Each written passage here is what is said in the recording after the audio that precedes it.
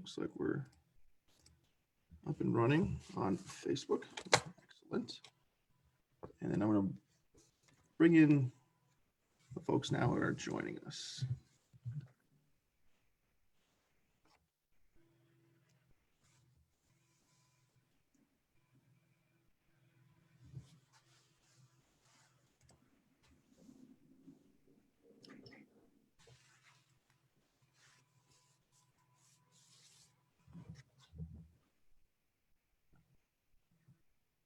All righty, good afternoon, everyone. Thank you for joining us here today on the 19th of June, Juneteenth, 2020. My name is PJ Prunty. I'm the President and CEO of the Greater Danbury Chamber of Commerce, and I am very honored to be hosting Michelle James. Michelle is the Executive Director of the Community Action Agency of Western Connecticut. Good afternoon, Michelle. First thing, how are you? How are your family? How's that grandbaby, the granddaughter of yours? How's everyone doing?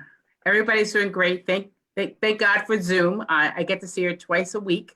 I just want to be able to smell her. So I can't wait till I can get to France to see her, or they can get here. When's the last time that you saw her? Christmas. Christmas. Okay. Yeah. So in terms of physical right. seeing her. Yeah. So you're probably itching to hold her. That's for sure. We were due to go to France the week that the country closed down. So it's sad, but I get to see her. So I'm happy. Well, thanks again for taking time. Appreciate it. And for those that are joining us on the chat, we encourage you to submit any questions that you might have through the chat feature located down at the bottom. So we'll dive right into it here. Can you provide us, Michelle, with a high-level overview of Community Action Agency, and what are your goals, some of the programs that you offer, and just sort of a general overview of the organization? Sure. I'll start with a little history. We are an anti-poverty agency, which is a designation by the federal government. In 1964, Lyndon Johnson had the Economic Opportunity Act and designated anti-poverty agencies around the country. We got incorporated in 1965. So on August 19th, we will be celebrating our 55th year in operations. And our main goal is to provide services and programs for the low-income individuals and households in Western Connecticut. So we're very proud of that. We were, for those who have been around for a while, we were CACD, which is the Community Action Committee of Danbury. So many people thought we were just focused on serving Danbury. And we were not a committee, we were actually incorporated. So in the rebel self that I am, I changed the name after 49 years to include Western Connecticut because I really wanted people to know who we served and where we served. So that is how we recently got our name. And we do service 25 towns in Western Connecticut from the Sharon border of Massachusetts all the way down to Greenwich. So we cover all 25 towns along the border. We have many programs. Our largest program, the program that most people know us by, is the Energy Assistance Program, where we provide assistance for those people in the winter to help with their energy burden. We have deliverables, which is oil and gas, oil and propane rather, and we have utilities, electric and gas, but we also provide coal or wood chips, whatever your heating source is, your main heating source, we do provide help with individuals based on their income. And their awards are based on the income of all the people that live in the household. So it's not just income for one person, but everyone living in the household, we do require income verification for that. We also provide case management services. We help people navigate the Department of Social Service or DSS system, because many times it's a complicated system and people need help in filling out forms, or we can answer questions for them or get the answers if we don't know what they are. Some of the services include SNAP benefits or Husky, or some housing requirements that there are, TANF. So we do help people complete those applications or walk them to the DSS office if necessary to have them complete whatever is needed for them to get the services that they need. We have a food pantry, which is at New Hope Baptist Church on Thursdays from 1 to 4. We have a diaper program, which is physically in our building at 66 North Street on Wednesdays from 1 to 3. We have a retired senior volunteer program, and seniors are designated as people over 55, although I don't think that people 55 and older are seniors, but that's how the federal government designates seniors. Right. We provide volunteers around the community at various food pantries and childcare centers, and help people really have a healthy lifestyle. People of that age don't want to sit home and do nothing. So we help them find activities to keep them engaged in what's happening in the community. During tax season, we also do free income tax preparation for those people that make $56,000 or less. This year, with the government extending the deadline to July 15th, we also extended our deadline until today. So today is the last day that I'm taking applications for taxes. We've been doing it since February. I really have an agency to run, so it's hard to continue to do taxes myself, and my volunteer is going on vacation. So that is a program that is going to end. Another large program that people really might not associate with us is Action Early Learning Center, which is our childcare facility located on Baumforth Avenue. We have 135 children there. It is a state-funded program. We get funding from the state, from Office of Early Childhood, and we also get school readiness dollars. We have about 44 students who are part of school readiness, and the balance are funded by the state.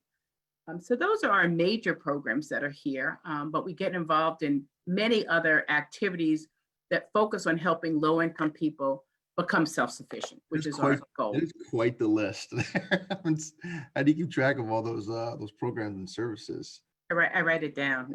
Yeah, there you go. So you mentioned the your geographic footprint, and I always thought that the Greater Danbury Chamber of Commerce had a pretty broad footprint in terms of the 10-town region. You know, we go as far as Sherman, but we don't head up to Sharon, and we don't go down to Greenwich, which is what you said is your catchment area. That's huge. I mean, do you, what are the potential disadvantages, if there are any, or advantages to having that large of a footprint? I guess the disadvantages, that's a large footprint. You know, I drove to Sharon. I thought I had gotten to Canada by the time I got to Sharon. Either way I go, Danbury is sort of in the middle. So Right. whether I go to Greenwich or whether I go to Sharon, it's still about an hour or so to get there, because there's no easy way to get there. There's no highway to get there. It's all back roads. Yeah. So that, I think, geographically has been difficult. We are fortunate. We do have an office in Stamford, so we can service the lower Fairfield County areas, and that they service Greenwich, Darien, Stamford, Wilton, Weston, and New Canaan. So we have a whole staff down there, case managers, in addition to an energy department down there that services those 6 towns. And we have our office here. We also provide social services to the town of Washington. Washington does not have a social service department. So we have a staff member that goes to Washington to service that area. So she can also service areas up north in addition to Washington, because she's paid out of her office. And Stamford can take care of it down there. So I think geographically, it's just a large area. I think the good thing is we are in contact with the social service departments of all of the towns, because they are the ones that get the applications for the energy. They take the energy applications, they do the intake applications, they send the applications to us for certification and awarding the amount of their award. And then we do all the authorizations and all the paperwork from here. So we do have communications with all the towns, and the towns also know that if they can't service all their residents with social services that they need, they can always send the residents to us here. We will service anybody in our 25-town region in our office. The other thing that we do, which we don't count into our 25 towns, is we have a grant from DSS, a social service block grant. We provide services to the vulnerable individuals in Norwalk and Westport. So although we are not the anti-poverty agency in that area, we do provide social services to the very vulnerable, domestic violence, mental health, people that have been released from prison. We can provide services to the people that are very vulnerable based on their income in Norwalk and Westport. And we do have an office in Norwalk. So we are just not in Danbury. We're spread out all along Western Connecticut. Excellent. Thank you for that. So all the programs and services you listed out earlier. This might be a tough question, but do you feel as though there is one or 2 programs that are most critical in terms of the services that you provide to the clients and neighbors here in our community? Well, we're in New England, and so heating is very vital. If we can't keep our residents warm, their health is going to go down, their mental state is going to go down. So I think that is our largest funded program, and I think that is very important. I also think our childcare facility is important, because if people don't have childcare, they can't go to work and they can't support their families. So that is important as well. And then we have seen a rise in demand for food. So our food pantry has taken off with the environment that we're in today.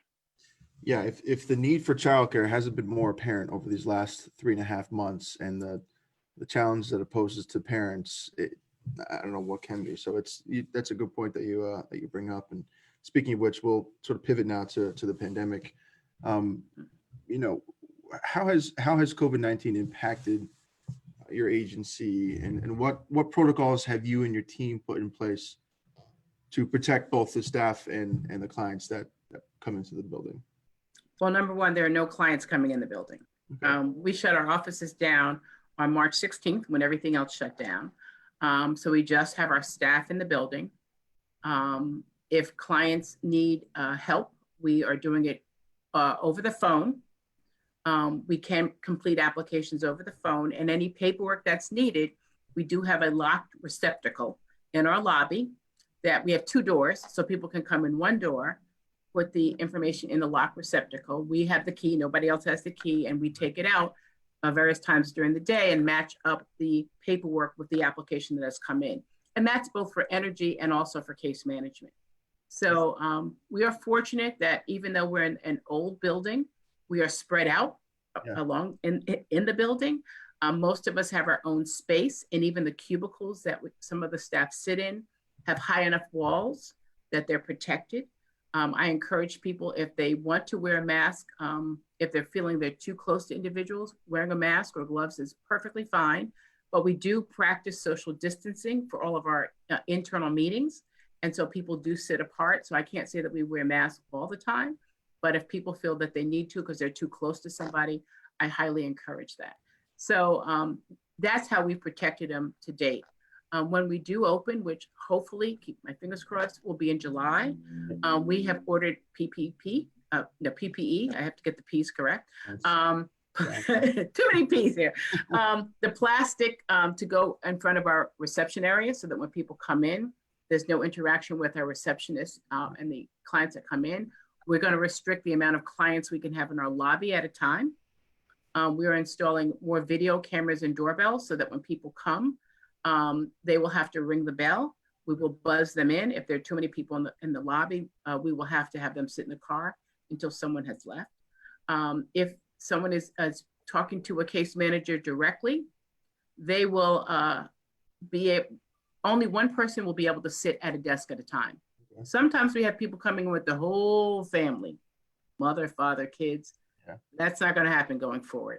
One person will be able to sit at the desk at a time to complete the paperwork, and we will make sure that people are not across from each other, that it's diagonal, so we can keep them separated that way. We have masks for everyone. We have been in contact with Hackerspace, and hopefully they're making us face shields. Right. So in addition to masks, we're going to have face shields. We finally got our cleaning products, our disinfectant and our paper towels, so that we can clean up after every client. And our cleaning crew will come in every night to make sure that the doorknobs and all the surfaces that have been exposed to clients will be cleaned. For our daycare, we were closed until June 1st. We closed from March 16th to June 1st. June 1st, we opened per the regulations of the state with 30 children. You can only have 10 children per classroom. And that was great. Then a week into it, they said, oh, you can have 50 kids. So we figured, well, we know parents need to go to work. So we added 10 more slots to our childcare facility. So we have 40 children right now. But we got special permission from the state to go up to 80 children because we have 8 classrooms. So we can have 10 children per classroom. So at some point during the course of the next month or so, we'll be adding children until we get up to the 80 level. And that is where right now we'll have to stop. Again, our capacity is 135. 80 is not the capacity. Our budgets are based on 135. And so we lost a lot of parent fees over the 10 weeks. Although we were paid by the state, we lost parent fees. And so those parent fees are part of our budget. They help us with our fixed costs, our teachers and such. So that's our plan. We take everyone's temperature every day. The temperatures are kept in HR. And so we can monitor people that way. So we're doing everything we can to protect people. And when people come in the door, if they don't have a mask, they're not going to get in the building. We have not decided yet if we're going to take everyone's temperature when they come in the building, because you need a body to take the temperature. And we are lean and mean here, so we don't have a lot of staff. So, but people coming in the building should be prepared that maybe sporadically we do take people's temperature. So. It's clear it's a very well thought out plan and protocol to keep the staff and the clients safe. So well done. I applaud you on that. Thank you. So we'll just shift gears here quickly for a bit. You're the co-chair of the Complete Count Committee for the City of Danbury. Yes. Can you provide an update or an overview of the committee's purpose and provide any progress that the committee has made over the last several months? Great.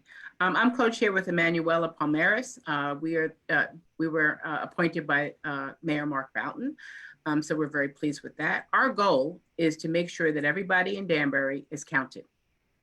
And it's hard to do when you can't have any contact with anyone.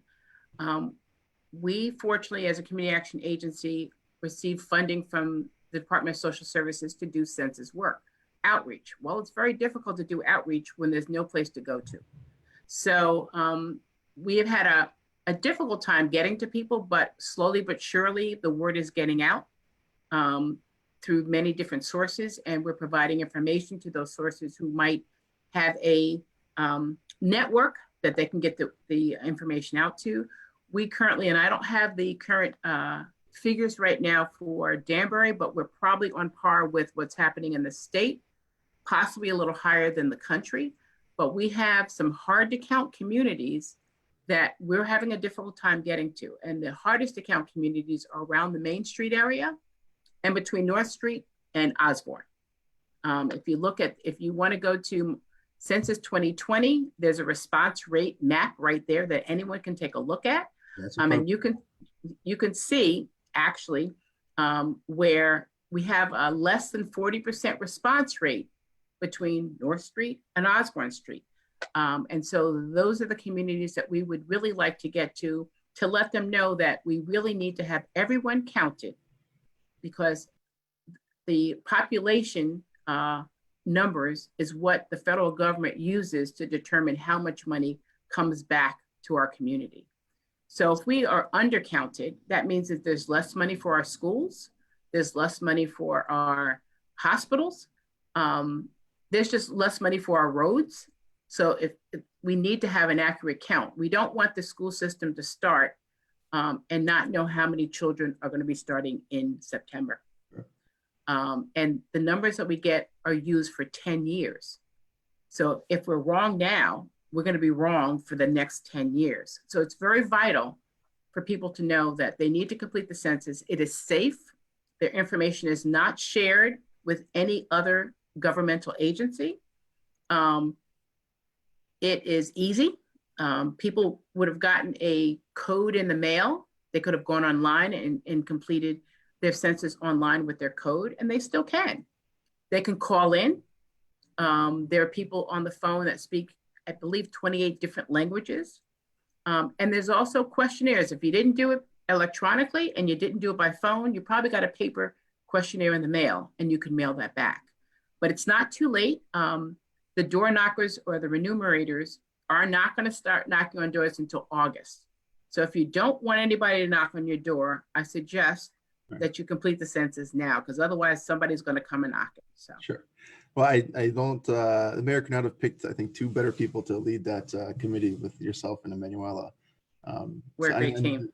Absolutely, and the chamber's a part of that as well too. So we look forward to continuing to work with you and help you on that that important mission. I noticed someone raised their hand. Francine, if you wanted to submit a question or a comment you might have through the chat feature there at the bottom of your screen, we could put that question to Michelle and those that are joining us. So, and that goes for anyone else too. If you want to submit a question, you can use that chat feature there. All right, so let's talk about what has been dominating the conversations, rightfully so, over really the last several weeks throughout the country and really the world altogether, and that's racism, particularly within the Black community. Today, an important historical day, Juneteenth, right? It was 165 years ago, Galveston, Texas, where Union soldiers informed the country's last remaining enslaved people that under the Emancipation Proclamation, which was issued 2 years prior, correct, that they were free. What does this date mean to you, Michelle, and to our nation as a whole, particularly right now in this climate? I think our nation has to realize that we did have slavery. I mean, that's number one. People are in denial, or they say, well, that was a long time ago. Africans were brought to this country against their will and owned by white residents of this nation. We were not allowed to own anything. We were not allowed to have anything. They split up families. And so when slavery was abolished, it was at least the first opportunity for us to really make strides in the United States for ourselves and for our families. We never could recapture the land that we lost or the family members that we lost, but we did. We lost a lot. And so we didn't start out with the same playing field that white Americans did. So we as African Americans do celebrate the fact that we were, slavery ended officially Juneteenth, because that was the last, Galveston was the last stronghold of the Confederates that would not acknowledge that we were free.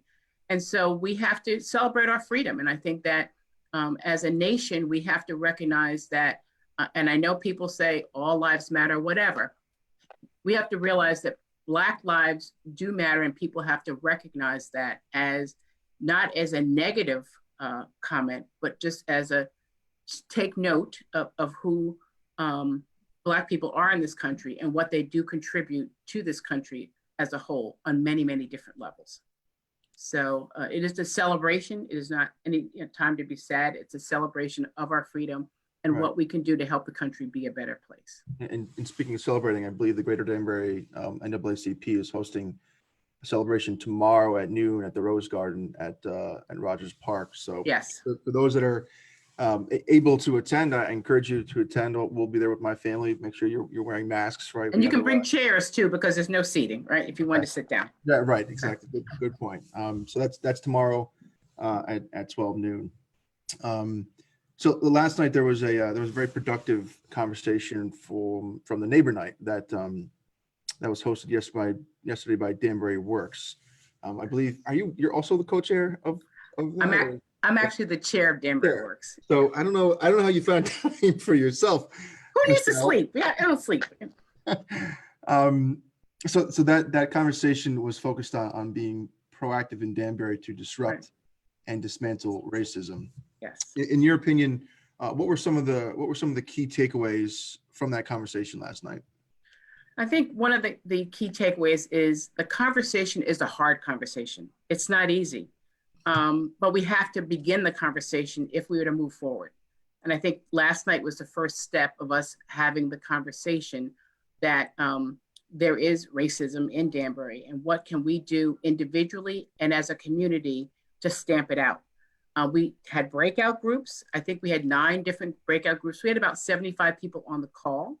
And each group came back with ideas of what we should do. Sandra Ferreira, who's the initiative director, has notes.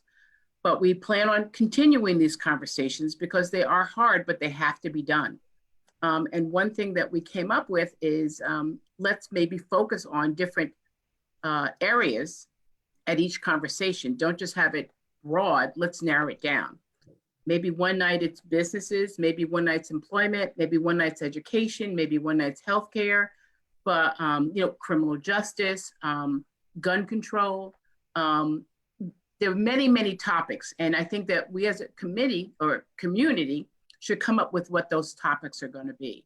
And again, if we tackle it bit by bit and not as a whole, we might be able to make some inroads to make it a more livable community for everybody. Because we know that racism exists. You know, you might not experience it every day, but you know I'm followed in the stores because people probably think I can't afford what I'm looking at. It happens every day. Yeah. But white individuals have to know that it does happen. Acknowledge it. You don't have to be sorry for it. You don't have to make apologies for it. I can't tell you what to do. I can just tell you what my experiences are. But together, we can come up with what the resolution should be. That's well said, Michelle. And I think it's important that, you know, to your point about continuing that conversation, it can't just be sort of a month worth of putting attention towards it and then putting on the back burner and going about, you know, our normal business. I think a next, was it July 16th, I believe, is the next scheduled. Is it the same time? Is it 7 p.m. or is it? It's 7 p.m. The 16th. We will put out the Zoom ID that people can get to. But I mean, I think our goal is to make sure there is racial equity across the board. That's government, that's businesses. Businesses just can't have white individuals in their leadership roles and or their boards. Right. In education, it's got to be across the board. So we all have to recognize it and sort of embrace our differences, but respect who we are and what we're about. Yeah, absolutely. Couldn't agree more.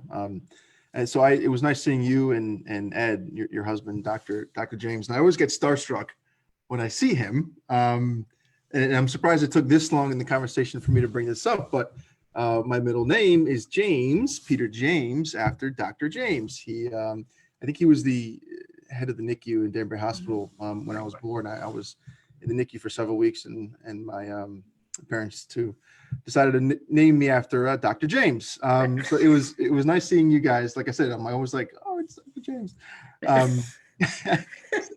This was come by anytime. Come by anytime. This was at the June 3rd protest in downtown Danbury. Right. Now, after experiencing that protest, what are some of your thoughts and takeaways in terms of seeing that many people come downtown in Danbury to unite sort of behind one cause? What were some of your feelings and some of your emotions after witnessing that? Well, I can say that when I showed up at the library, and I showed up by myself because I got dropped off, I got very emotional. I got a little weepy seeing all the people out there. You know, I was around in 1968 when there were riots back then, and those riots back then were mostly Black. You know, there were very few non-Blacks that were rioting. And then with Rodney King, again, I think most of the riots that took place, they didn't call them protests, they called them riots, but they were protests, were mostly Blacks as well. Showing up now and looking around the world, it's not mostly Black. You know, it's a mixture, it's a rainbow of all color people out there. I had never seen that many white people at a protest for a Black American. I can say that my son, who lives in France, he and his wife is white, and their mixed child had their Black Lives Matter at the protest in Annecy, France.